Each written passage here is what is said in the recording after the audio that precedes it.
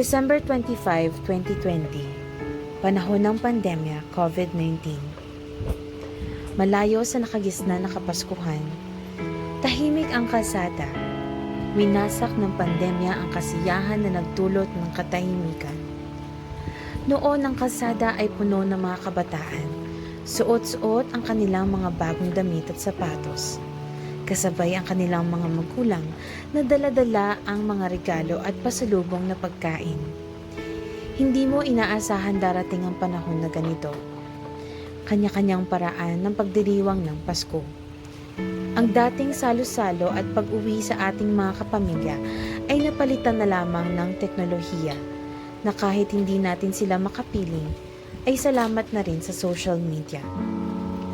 Marahil madami ang kasamaan ng mundo, kaya nangyari din ang mga bagay-bagay na ito.